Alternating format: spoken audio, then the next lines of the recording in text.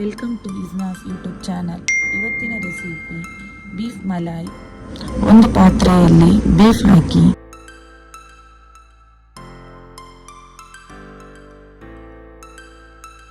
ಅರಿಶಿನ,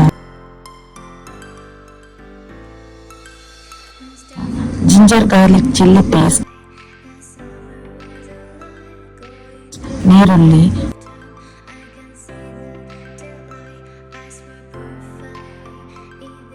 ಉಪ್ಪು ಹಾಕಿ ಮಿಕ್ಸ್ ಮಾಡಿ.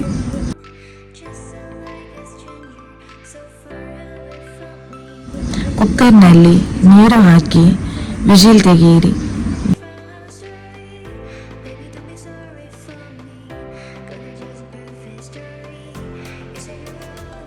ಬೇಯಿಸಿದ ಬೀಫ್ ಅನ್ನು ಮತ್ತೊಂದು ಪಾತ್ರೆಯಲ್ಲಿ ಹಾಕಿ ಮೇಲೆ ತೋರಿಸಿದಂತಹ ಎಲ್ಲ ಮಸಾಲಾ ಪೌಡರ್ ಹಾಕಿ ಮಿಕ್ಸ್ ಮಾಡಿ.